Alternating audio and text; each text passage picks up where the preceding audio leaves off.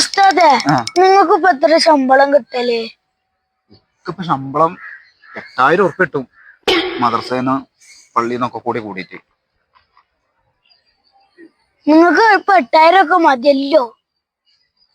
അതെന്താ? ആ പൈസക്ക് നല്ല ബർക്കത്തില്ലേ? ബർക്കത്ത് എന്ന് പറഞ്ഞാല് എല്ലാരും പറയും മൊയ്ലിയന്മാർക്ക് അത് മതി, ആ കൊടുക്കണേന് മൊയ്ലിയന്മാർക്ക് നല്ല ബർക്കത്താണ്, അതുകൊണ്ടുള്ള കാര്യങ്ങളൊക്കെ ഓർക്ക് നടക്കണ്ടല്ലോ. നിങ്ങളെ നടക്കണ പോലെ തന്നെ നമുക്ക് നടക്കുക.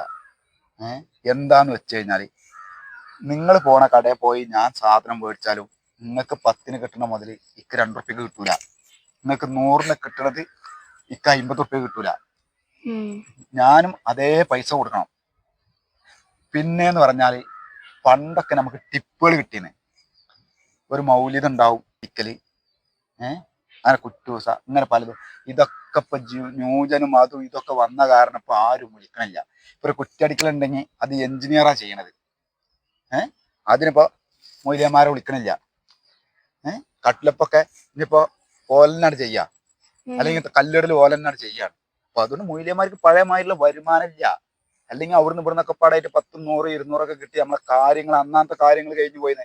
അപ്പൊ 8000 നമുക്ക് മാസം ലാസ്റ്റ് കിട്ടുമ്പോൾ നമ്മളെ കാര്യങ്ങൾ നടന്നു പോകും. അല്ലാതെ മൊയ്ലിയന്മാരെ കായ്ക്ക് നിങ്ങളെ കായുടെ വിലനുള്ള മൊയ്ലിയന്മാരെ കായ്ക്കും. ആൾക്കാരൊക്കെ പറയലുണ്ട് എന്താണ് മൊയ്ലിയന്മാർക്കൊക്കെ നല്ല ബർക്കത്തുള്ള കായാണ്. ആൾക്കാർക്കൊക്കെ അങ്ങനെ പറയാം. എന്നാ ഓർക്ക് കിട്ടുന്ന ആ ശമ്പളം നമുക്ക് എന്നിട്ട് എന്റെ 8000 ഓർക്ക് കൊടുക്കാം. ഓർക്കും വേണ്ടെന്നാ ബർക്കത്ത്.